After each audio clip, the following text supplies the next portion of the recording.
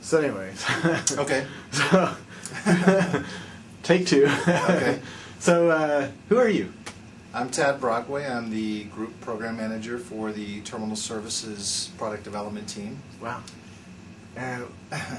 What is Terminal Services? Because Terminal Services isn't flight simulator. It's not going to be something my mom's going to use, right? So, Right. But what is it, and who would use Terminal Services? So there are two aspects of Terminal Services, and in terms of what we own as a product development team, and we actually do enable features that consumers might be more familiar with than they are terminal server. Okay. Terminal Services is two things to us. It's the core infrastructure around multiple users simultaneously sharing interactively a Windows machine. So the terminal server scenario is one of the scenarios that's enabled via this Terminal Services multi-user core technology. We also Basically, it lets somebody get into a server that's off in a closet somewhere and control that server, right? That's right. Well, actually, the multi-user piece lets two users share the same box, as if they were sort of had their own independent machine. And then the RDP protocol is the remoting technology that gives you access to one of those, what we call terminal server sessions. Got it. And fast user switching is a feature that's shipped with Windows XP. Yeah. And fast user switching actually uses the Terminal Services multi-user core infrastructure under the covers. Remote assistance is another feature that's shipped in XP that uses terminal server underneath the covers. So your team does all that? We do all that stuff. Or we enable all those things, and we partner with other teams that sort of, like there's another team that owns the end-to-end scenario for remote assistance and for fast user switching. Okay. But we own the multi-user core for Windows, and we own the remote display, remote desktop protocol, RDP. Wow, I didn't know that. Yep. And so terminal server is the business that we own end-to-end. Okay. And we own all the admin tools and the whole end-user experience, the entire end-user experience for the terminal server scenario. That's a Windows Server business, and that's about taking applications that are sort of Windows client applications and consolidating them on a single server that's shared by over 100 users, let's say, at a time. And what customers do is they'll a typical customer will have a bunch of line of business apps that they don't want to manage spread out across their enterprise, and they'll sort of use the terminal server technology to consolidate those apps, and that allows them to have those apps in one of their data centers where it's much easier for them to manage those apps and then to just push them out from an experience standpoint to client desktops. And we have, so RDP is one protocol that's used. We also have ISV partners that add value. Citrix, for instance, is a big ISV partner, and many customers deploy Citrix in the ICA protocol, which builds like RDP does on top of the terminal server foundation, the multi-user core foundation. Now, did you guys do the application sharing feature in NetMeeting a long time ago too, or is that's different? So that's different. So the RDP protocol is based on the NetMeeting protocol, but it was, we branched off the NetMeeting protocol at the time that we incorporated the Citrix code. So the evolution of terminal server is interesting. It's actually the multi-user aspects of the OS were implemented by Citrix, and then they were incorporated into the operating system for the first release in the late 90s, Terminal Server 4.0. And that's where we developed our own remoting protocol in RDP, and RDP was based originally on NetMeeting, the NetMeeting protocol anyway. It seems like there's a whole lot of places that you would use terminal services. It's sort of like if I was running a school, why would I load software on each desktop? I would just put a terminal server in the middle of the classroom and then have everybody log in and use that. Right. What's the disadvantage to that kind of scenario, to using it that way? Yeah, in fact, a lot of schools, terminal server is very popular in the education market for that reason. It's they sort of have a small set of apps. They might have some old recycled PCs that they want to reuse, and it gives them a very simple way to manage those applications. Yeah. Now, what we view terminal server as as being complementary to other rich client technologies. So, you know, for a typical business, they wouldn't move all of their apps to the terminal server. Office, for instance, runs very well on the local client. Outlook is a great client-server app. So when you run in terminal server, it's a little slower? Yeah, there are bandwidth issues, and then there are also bandwidth issues, and there are also you know, you may want to be able to take your app offline with you, right? You want to take your laptop home with you, and you don't always have connectivity, so that kind of a thing. Yep. So the mixed environment where you have apps running remotely, your line of business apps, let's say, and your productivity apps like Office running locally, it's a very cool combination. Yeah. How do customers know that they are ready for terminal services, or how do they know that they're ready? Yeah, or yeah. why does a company switch from installing everything on every desktop to switching to a centralized model like that? So there are two business problems that sort of pop out at the top in terms of driving customers to terminal server technology. One is branch office. So through merger and acquisition, a company has acquired people and they've acquired applications, and it can be very expensive to have different IT departments from all these different branches all, you know, sort of being coordinated by a central IT staff. And so where terminal server comes in is it enables those companies to move the line of business apps. I mean, some companies literally have thousands of line of business apps. They can move those apps to the data center, and then that significantly reduces their IT costs. So that's one scenario. The other scenario is remote access. And for remote access, terminal server is a great technology because with TS, when you're connecting from the internet back to your corporate environment, it's a near zero footprint solution on the client. So you can get to your entire intranet, your entire desktop experience without installing all of the goo that you need typically to be at work, right? Yeah. And also there are also security advantages. It's a narrower attack surface than is you know, some of the alternatives. Right? Yeah. So those are the two main business problems that we help to address. Right. In TS. Now over my shoulder here, I see a Windows Vista machine. Right. So what are you doing for Windows Vista? So we have two main features for the next version of Windows, and so it'd be Windows Vista, the client, and then the server release as well. Yep. And we will be adding, finally, for the first time in Windows, the ability to remote a single application. So in-box, in-box terminal server-wise, we've been a desktop remoting technology. Yep. Right?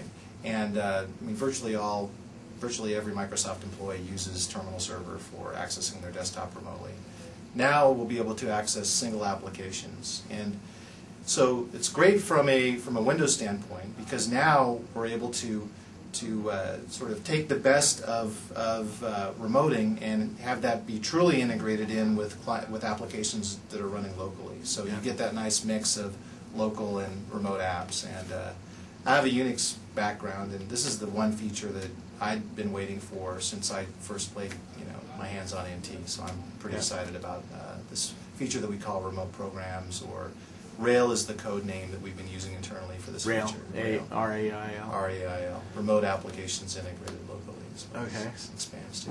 What's different about remoting just one app than remoting your whole system? So I'll show you in a second. Oh, actually. yeah. I'd love to see but let me mention the other key feature for this release is the TS Gateway. So we'll be providing HTTPS tunneling for RDP. So not only will you be able to access just a single application, but you'll be able to do so without VPNing in. Ooh. So you just click on the shortcut, just like you can today with Outlook 11 and RPC HTTP. You'll be able to do that with terminal server. That's really killer. Yeah. I know. And so we're going to deploy that here in Microsoft? You're going to have that right on your... we're working on that right now. Very killer.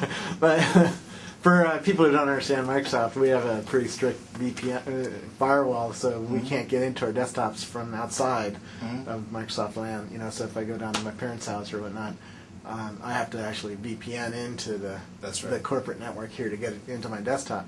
So now I'm going to be able to get into my desktop without going into my VPN. Right. In fact, if they're running the Vista client at your relative's house, let's say, you can just get right in. So it's virtually no additional configuration required. Just hit a website and you're in.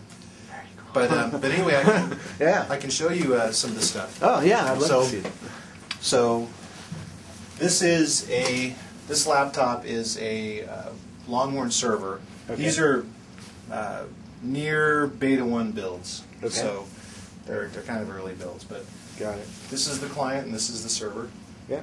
And so what I'll show you is, so the end goal here is to take an application resource on this server and make it visible to this client machine. Got it. And there are two steps to this. There's the creating the package that can be pushed out or made available to the end user on this machine, so that you don't want the end user to have to type in the name of the server and the path to the server. You just want them to see a shortcut. They click on it and they're in.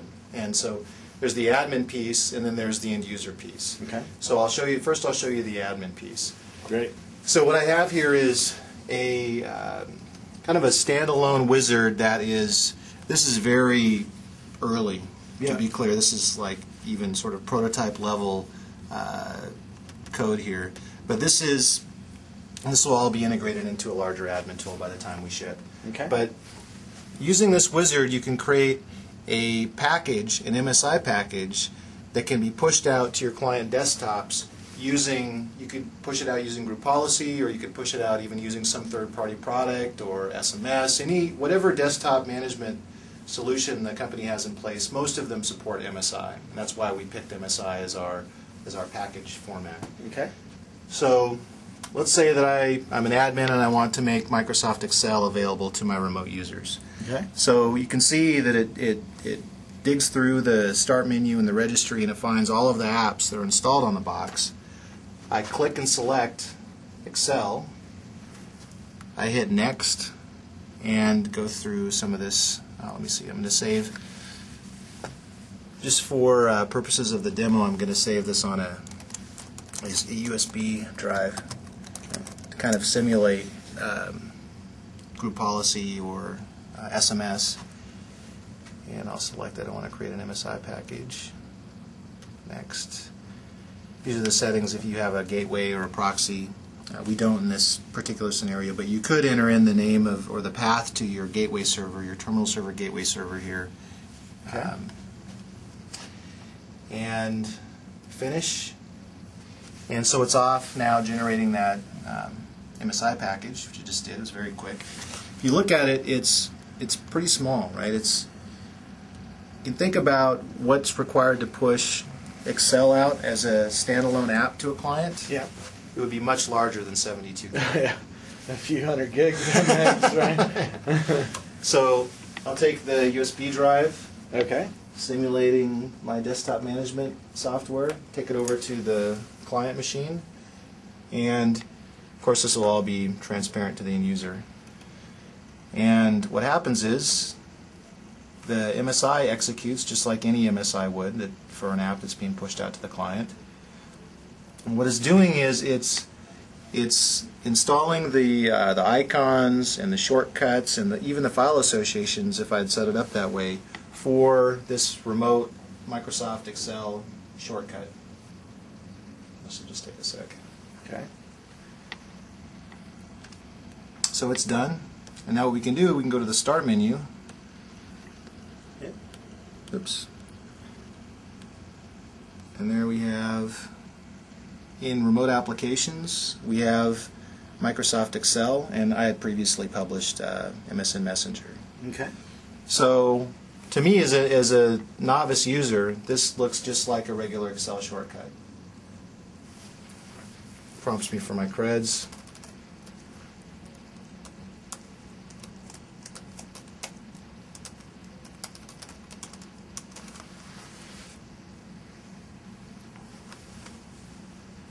So you just put in your network password for your employee password, right? Yep, exactly.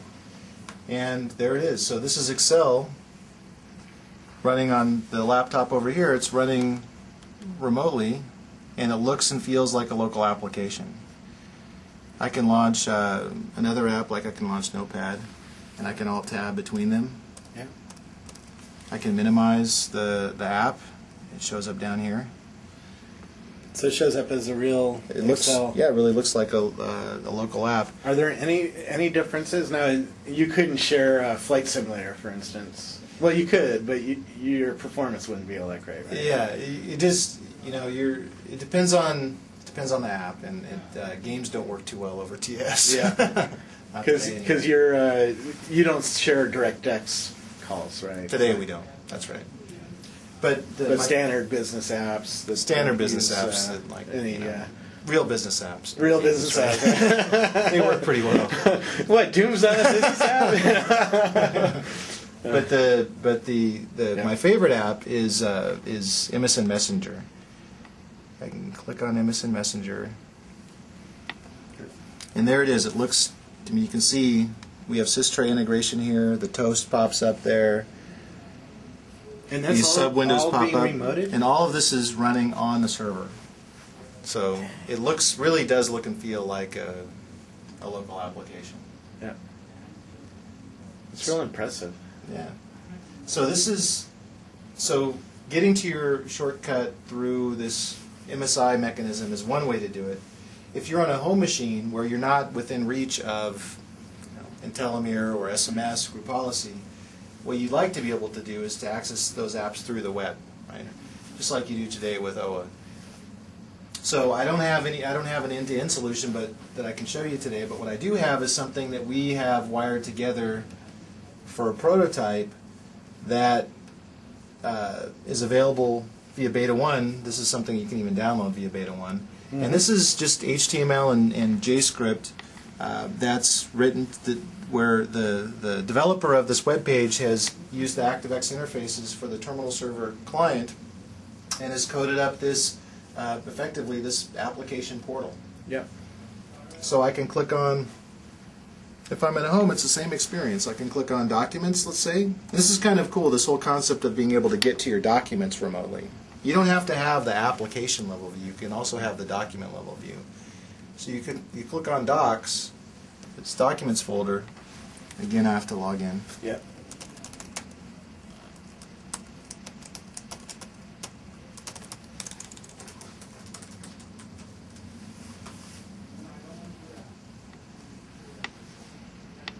And there it is. So this is the Explorer.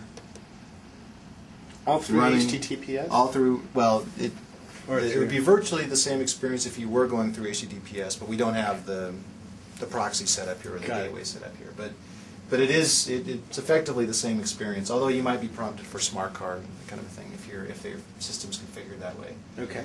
But I can then sub-launch, let's say, I don't know, XML document. That's not very cool. I can sub-launch a file. Yeah. And it comes up sub-launch. So you can imagine you're browsing through your documents. You click on a doc and it sub-launches Word or Excel on the remote machine. So Right. from home, your work resources, your work data stays at work, and you're able to access it like it's local. Absolutely. It's pretty cool. This is very cool. So this is what we're doing for Longhorn, along with some other stuff. But these are the two main features for the Longhorn release: the TS Gateway and the Remote Programs feature. Right. Now, if I buy a Longhorn or a Windows Vista client machine, Mm-hmm. put it in my house, how do I share it out can I share it out so that when I'm on the road, I can get to it from another machine, or do I have to have a server to do that? Well, today that scenario is possible. If you're running XP Pro, because we actually also own the remote desktop feature that shipped in XP Pro. Yeah. That allows you to get back to your Windows client machine. So that scenario is available today. Some of the barriers are there's no way for us. There's no easy way today for you to set up a NAT traversal and to discover the IP address of your home machine. Okay. If you know about how NATs work, you know how firewalls work, you know how to make your machines, addressable from the internet. Yeah. Then you're set, right? But that's something that most users don't fall into that category, No. right? Well, it took me a while to figure that out. Yeah. Okay. So does Vista help you with that? Or does it change the scenario at all from what you get today in XP? We don't have any plans Okay. to improve that scenario yet. So you still need for this to work release. on your NAT to make sure that somebody from the outside can get into that machine. That's right. Got it. Okay. Cool. And you were going to take us around? Oh, yeah, and, yeah. I wanted to mention one more thing. Oh, yeah. The x64 release Ooh. of Windows Server is a big release for Terminal Server because it will finally allow us, so on a multi-user machine, the 2 to the 32 turns out to be a pretty small number because 2 gig, the 2 gig kernel mode address space is shared by all of the different sessions on the machine. So one of the limiting factors in terms of TS scalability is that 2 to the 32 address space limitation. And x64, even pre-Longhorn, pre-Vista, enables us to sort of get beyond that 2 to the 32 barrier. Really? And it will be mostly a function of hardware now, from just now moving forward in terms of scalability. So if you're General Motors or Procter & Gamble and you want to share with thousands of desktops, the 64-bit It'll make it is much more scalable. And as the hardware becomes denser and we start adding more and more cores and processors to machines, we'll see, moving forward, we'll really see the benefits of all this improved hardware, and we'll get beyond this artificial software limitation. So it's a real big step forward from a terminal server technology standpoint. And so I wanted to... What size company do you need to start worrying? Do you start caring about 64-bit? I mean, is it 100 clients? Is it 1,000 clients? Is it? I would say 100 plus. 100 plus. Yeah, you 100 see a plus. difference? Yeah. Wow. See a difference. And the and the difference, I would guess, gets bigger as you go with higher and higher numbers. It gets. Let's see. In other words, the 32-bit version, does it fall apart at some number of clients? Yeah, it does. Okay. In fact, you can have an 8-proc server, Yeah. and you're only going to be able to scale up to like 250. This is absolute max, 90% CPU users, just because you're going to hit a software limit.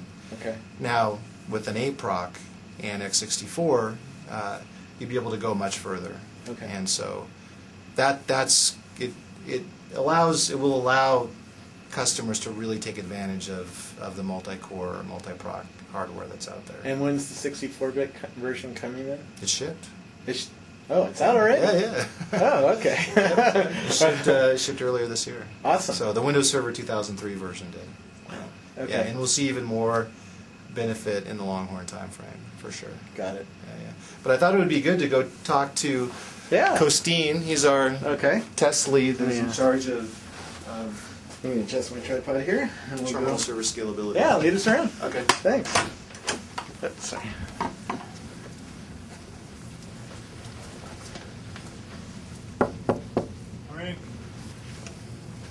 Hi there.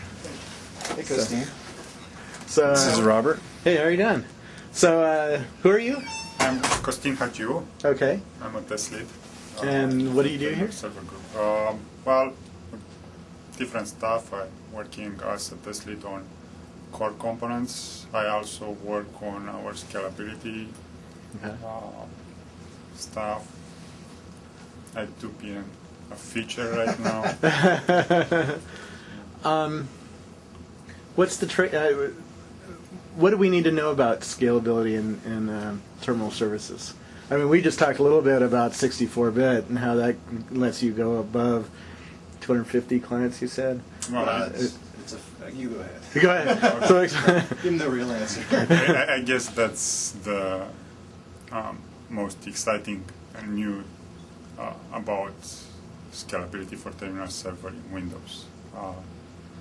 It's moving to 64-bit operating system would allow us to get over a limit we had with 32-bit in the past.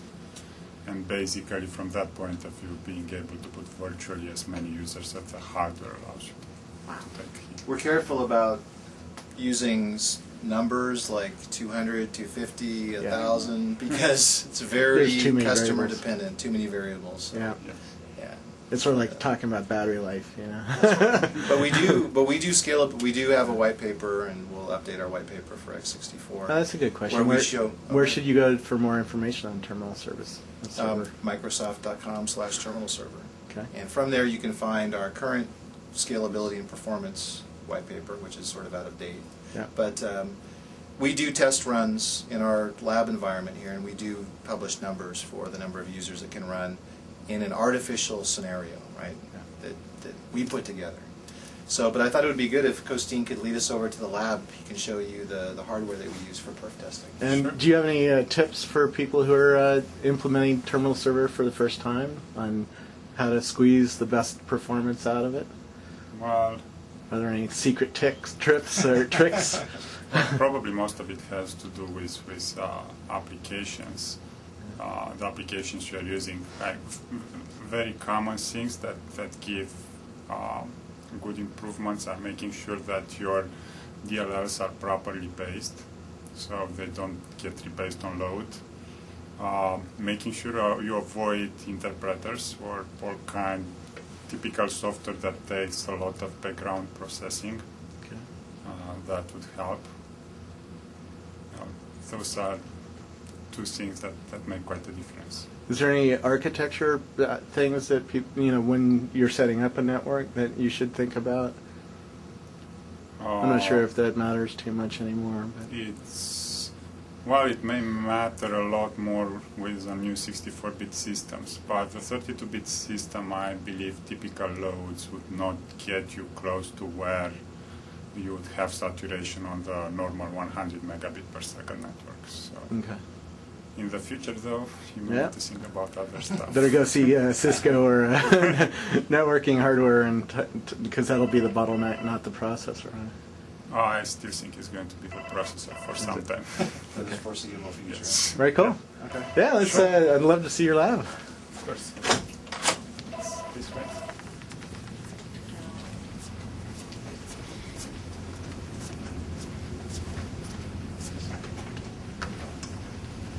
So, Right around the corner.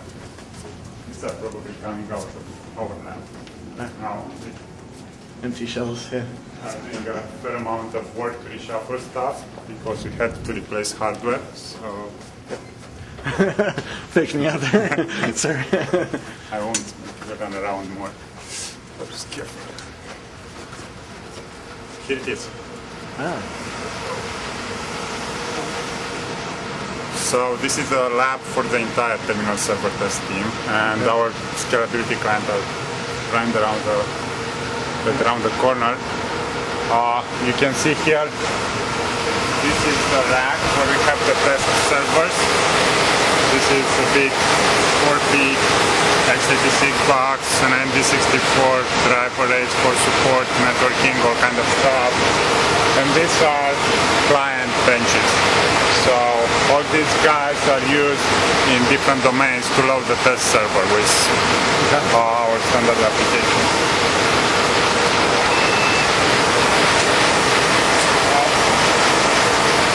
I hope I'd be able to show you some a test going in, but we don't have anything in progress right now. Okay. So why do you do this kind of test? What are you specifically trying to learn in a lab like this? Well, what we do here is basically we try to simulate a load on the server and figure out what are the factors that would max out eventually in a run. And we have all these clients to make the simulation as realistic as possible. So from each of these boxes we run a few copies of a script, and they basically create sessions on servers and emulate a user scenario, sending input, getting output back. One of our goals is to make sure that from the server side, it's very hard to tell that you're running on an emulation. I mean, unless you look at what's happening, that all applications do the same thing, or everything else should look exactly like a user is typing. And we do create a progressive load on the server with them, and then we analyze response times for various applications and try to correlate that with different hardware factors. Very cool. Well, let's go back in the hall because it's a little bit noisy in here. And I'm not a professional audio guy, so actually these microphones do a really good job of picking up your voice, but it's a little bit hard to hear. Anything else we need to know about the lab and the work you do? Well, there's a lot of stuff, but I think I mentioned the most interesting part of it. Well, thanks for spending some time with us and showing us your lab and talking to us about scalability. Well, thank you for stopping by. Thank you. So, Janina's here. So Janina is a member of our test team. How are you doing? I'm good. Can we turn on some lights? Sorry. She Otherwise owns I can't see you. she owns the admin services. So she's our resident administrator.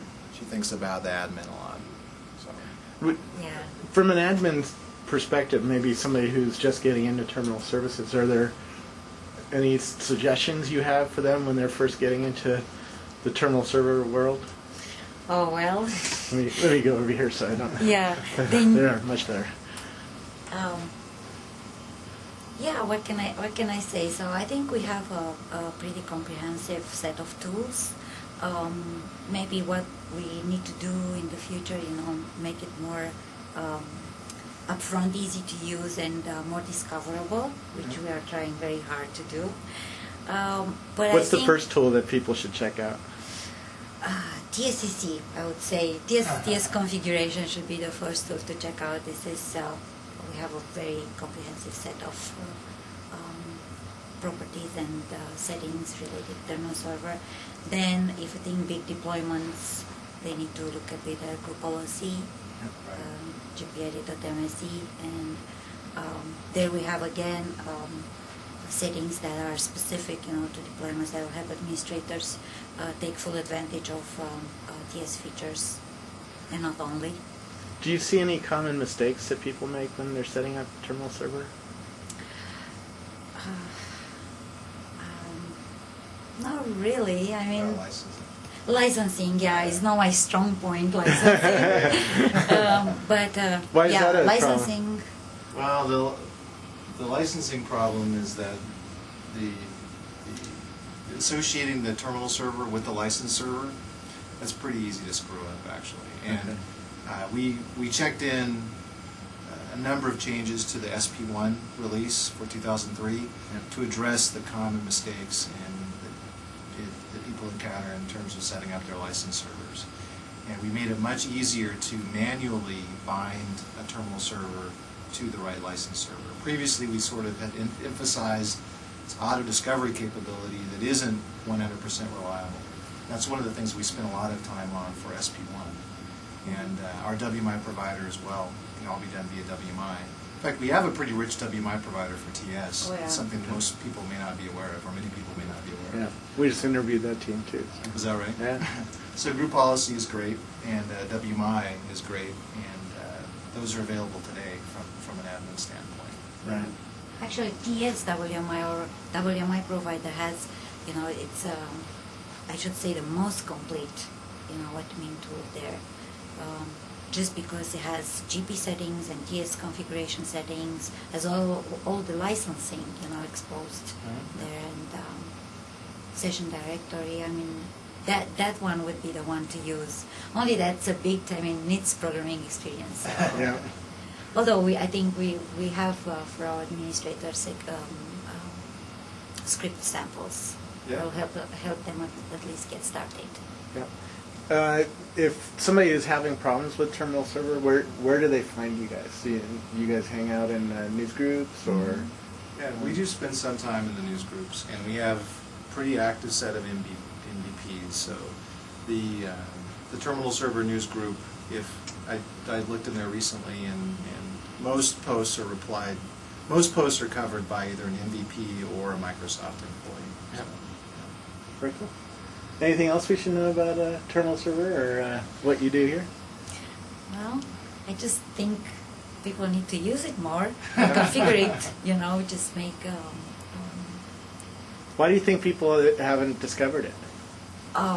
I think they are discovered. I think we have lots of customers. It's only that, like Tad said, understanding each TS role and each way that you can use and configure. I think people are just a bit behind. Yeah. But we are trying to get forward. Come forward and talk more and be more active in this area, make it more discoverable. Yep. Well, thank you very much. Thank you. Anything else? No, that's it for Janine. Yeah. Thanks for spending some time you. with us. Bye. Cool. If you have time, we can go talk to more folks. Yeah, one or two. Okay. Sure. We'll talk to Mayor real quickly, and then we can go talk to Nadeem. We have a workaround that we have most of the clients are. So this is. Sorry, guys. Is it okay if we interrupt? Is it okay? Sure. Okay. This is Ito. He's a dev lead. Hey, wow, how are you This doing? is Meher. He's a dev on Ito's team. And you're I can't see you. Can you flip on the lights there? Oh, sure. That's possible. These are our Devs TS always are in the every single interview. Devs are always in the dark. Where they? It's pretty scary. So these are our some of our TS Gateway guys. Yeah. So they're working on the. Tell me a little bit about how you guys develop terminal servers. The terminal server gateway or the terminal server itself? Either one. The server itself. Do you guys write it in .NET code or C++? Most of it is C++. Yeah. Some of it is C, but 90% is C++. Both terminal server and terminal server gateway. Yeah. So the terminal server gateway is about getting to your corporate desktops using, across the firewalls. And terminal server is the remote desktop connections. If you had an MVP walk in here, or Bill Gates walked in here, what would you show him in your code that you're really proud of? I'm not really proud. Look at it. What about RPC HTTP and getting that to work? Yeah, I think I would probably show that getting the terminal server gateway work with RPC over HTTP. There's a lot of interesting issues there working with RPC and RPC over HTTP. It was a very challenging task to deal with. So I think I would show that to Bill Gates. Yeah. Well, cool. And what part do you play on the team? Actually, I work with Meher on the same team. We both work on the terminal server gateway, and in the middle of trying to finish it all up. Excellent. Well, we'll not bother you. We want you to show up too. So. Thank you very much, and thanks for spending some time with us. Sure. So we'll talk to one last guy. All right. I'm in 2830. And who are we meeting now? This is we're gonna go meet Nadeem.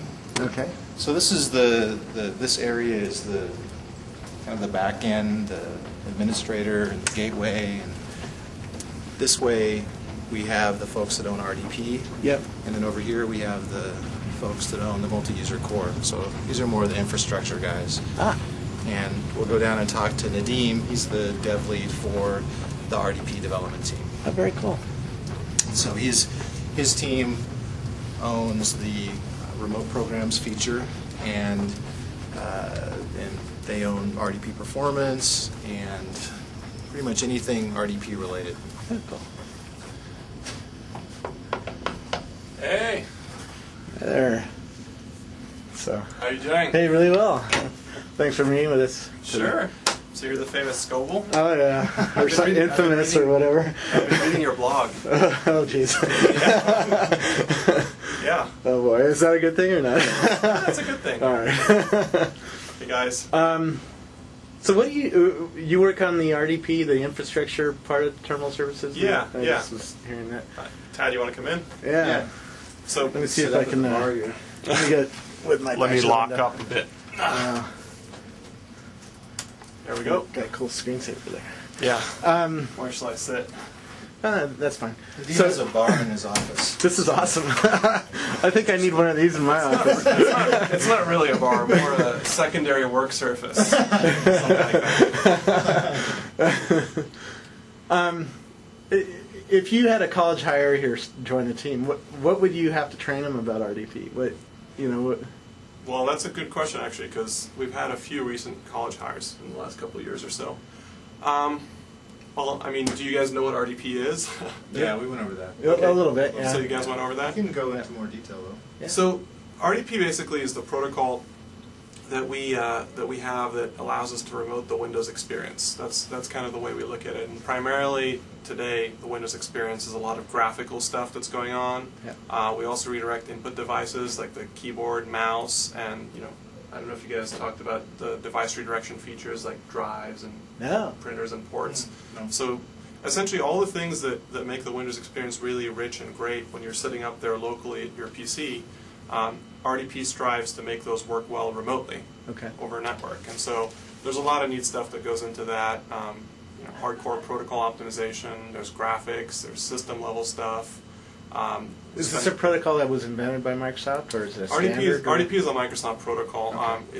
Its lineage is a couple of other protocols. Actually, our history goes back to some of the stuff that was in the older NetMeeting product. Yeah.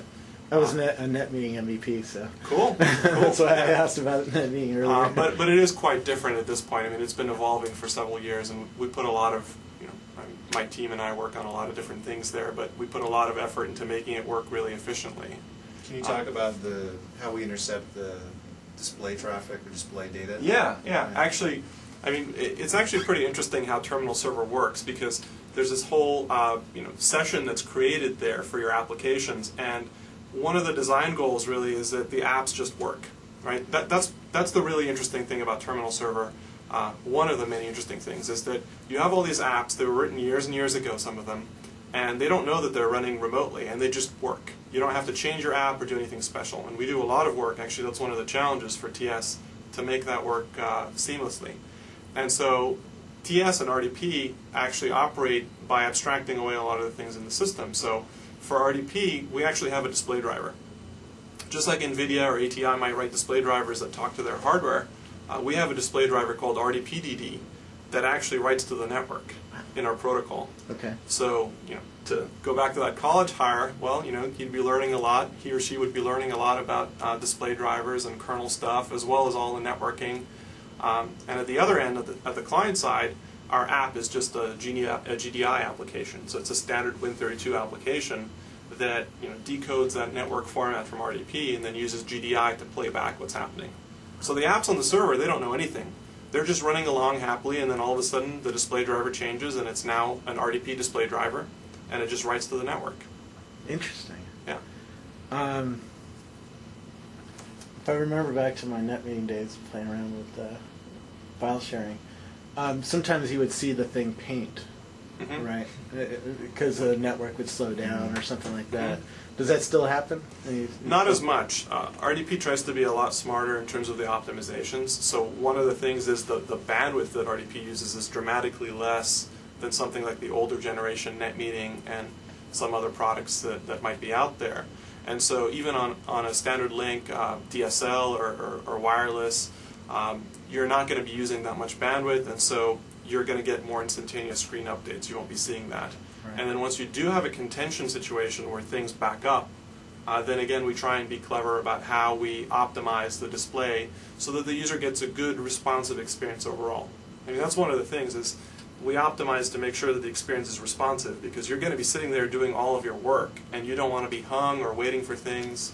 Yeah. How does the protocol itself work? If you have we had Excel running on terminal server before. How does it actually paint that screen? Is it actually painting a bitmap every 30th of a second, or is it? Yeah. So it's magic. It's all. No. That's actually one of the really interesting things is that the protocol tries to be as efficient as possible about what it sends over. Okay. And so if you look at the really, really simple case of, well, you've got a screen, how do you send it over? You could send it over as a bitmap. And in fact, that would be a lowest common denominator. but it would be extraordinarily bandwidth intensive. On even the fastest link, you would be waiting and waiting and waiting. And so by being a display driver, we get to intercept some higher level primitives. Okay. So for example, Excel comes along and says, I'm going to paint a cell. Yep. Well, to paint that, it's going to paint a bunch of lines and paint a rectangle and then paint some text in it. And our display driver gets all those instructions and is able to encode them using RDP in an efficient way for transmission over the network. Okay. And so the client is actually painting what your display driver was told to paint. Interesting. By and large. I mean, there's a lot of detail and a lot of optimizations and other things that go in there, but essentially RDP is trying to paint more complex primitives than bitmaps wherever it can. Right. How secure is the protocol? I mean, if I'm at a Starbucks and somebody's sniffing my Wi-Fi, are they able to re-engineer that Excel screen? No, and that's one of the key things as well, is that we've got to be really secure there. And so RDP is, I don't know if you guys talked about SP1 stuff, did you? No. We didn't talk about SSL. Okay. Yeah, so essentially, as of SP1, we have full-blown SSL protection. Okay. And so it's the same as when you go up to a browser and go up and visit your bank. And we also offered modes prior to that were encrypted just as securely, so the RDP stream cannot be tampered with or inspected. Interesting.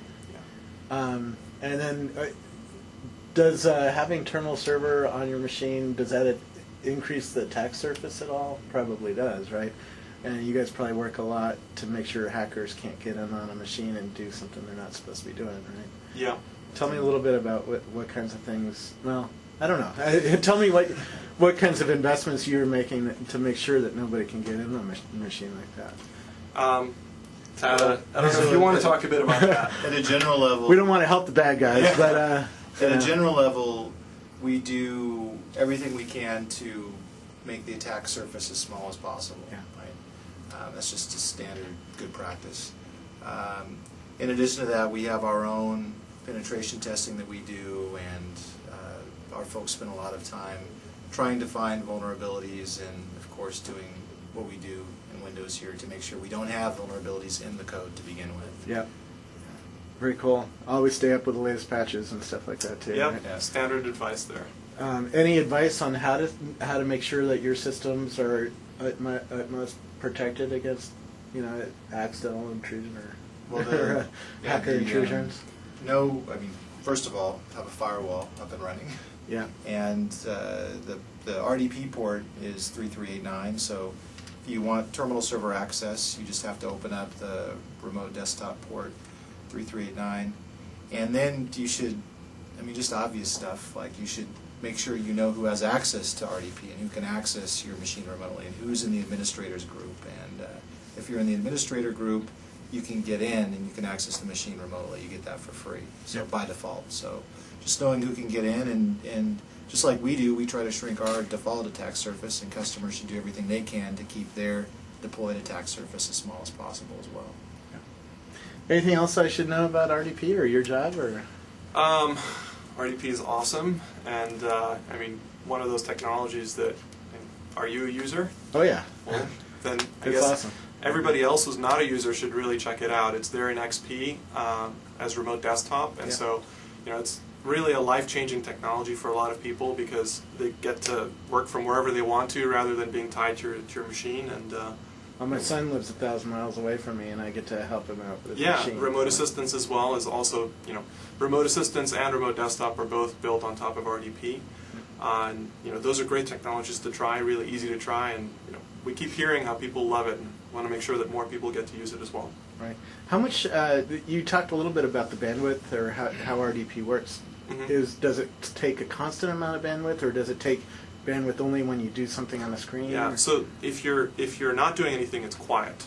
Okay. And that's actually a goal of ours because we know that bandwidth is not always free. There are customers who are operating. Actually, we've had some scenarios, pretty exciting, some scenarios where customers are using RDP to terminal server in over a satellite from oil rigs in the North Sea Wow. to control their machines. And so that's an expensive link. You don't want to keep that going with traffic. And so we try to be as quiet as possible to the point where we'll send nothing if nothing is changing. And when something does change, we'll send very, very minimal bandwidth. But the implication is that you're not always sending a constant amount of bandwidth. If a lot is changing, then you're going to be sending more bandwidth than if things are static. Yeah.